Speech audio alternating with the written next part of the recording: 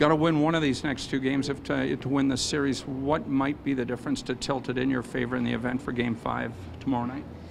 Well, we just want to play. And I think we had many examples over the last two games here on home ice of things that we can do that'll help our cause. We had plenty of examples in the first two games down there, things that hurt our cause. So having another opportunity to play on the road here, we're prepared. We know what to expect. We know what we need to do. We just need to go out and make it happen. What you say you know what you need to do, but what kind of things do you need to do differently to avoid what happened in Games 1, especially Game 2? Well, we just need to play our game. You know, we didn't play in the first two games, and we focused on that in Games 3 and 4. Get back to doing the things that we want to do.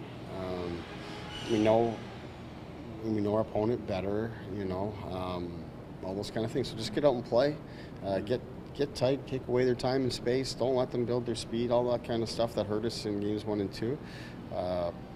Now when you get out on the road, it's doing it even more consistently, every shift. Don't allow them opportunities to build momentum that we know that they're going to look to do, and they're certainly capable of doing, and that increases the energy in the building, and the crowd gets into it, all those kind of things. So when you're on the road, everything has to be done that much more consistently. You can't have a shift off. You can't miss an assignment here or there. As much as we played better in the last two games, one, we have to, come back late and win it, and the other one is a one-goal hockey game right to the end. So the margin for error is very, very small, and it gets even tighter on the road. You said earlier in the series you didn't really know Kazimir all that well because the late call-up, that sort of thing. Were you impressed with the way he was able to shake off Game 2 and 3 and 4, and happy with him going into 5, obviously? Yeah, I was happy with his demeanor when we came back in to go to work in preparation for Game 3, and then in both Game 3 and 4, he does the job for us, keeps them where we want them to be in terms of their goals and opportunities, and gives us a chance to win the game. That's all we're looking for from our goaltender at this time of year. What is it about their building? You mentioned it's a different game down there, and to us it doesn't seem that much different, and it's not that full, but what is it about that place that you sort of have not a fear of, but a respect for? Yeah, well, it's not a different game, and that's the thing we're trying to get through to the players. It's a different experience. It's not a different game. It's the same sport. It's two teams, same players. Nobody becomes superhuman or anything like that. It's that the energy and the emotion of the building. It can get loud.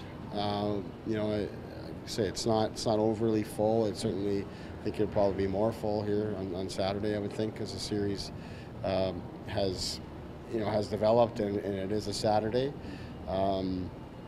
But they're loud. They're into the games, all those kind of things from start to finish, and we've made it easy for them for that to be the case.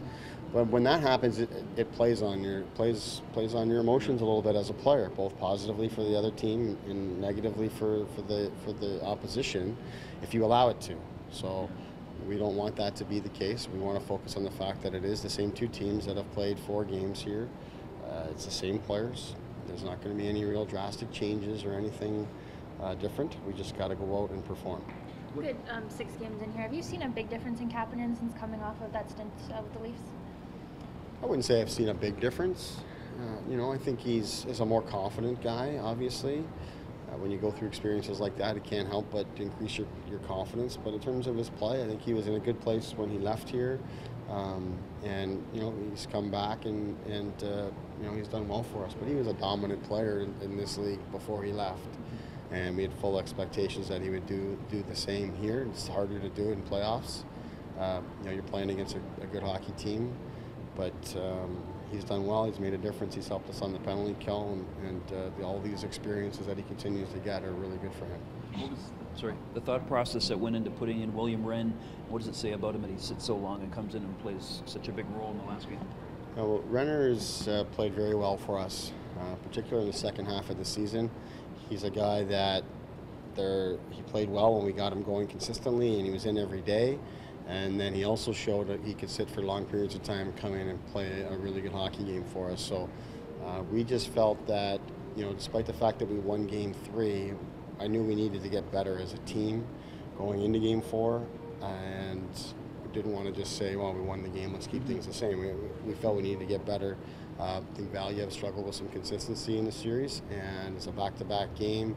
We had a guy who's really fresh and that could help our team. He's a very popular guy in the room, and he's handled things extremely well. And I thought he came in and did a nice job. Keep the puck inside the O-zone. Obviously, they're going to stay under 20 shots a game. I thought it was a huge accomplishment. Is it high risk, high reward for your blue line, Sheldon, when it comes to pinching and keeping the pressure in and the puck inside the O-zone?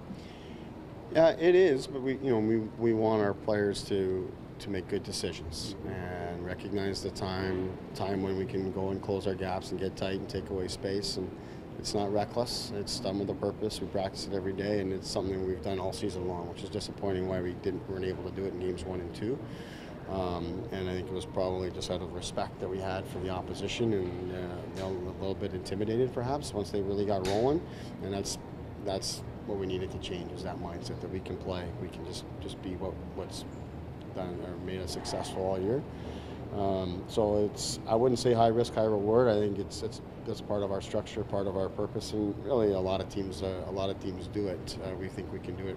We do it really well, and when we do, it makes us a better team.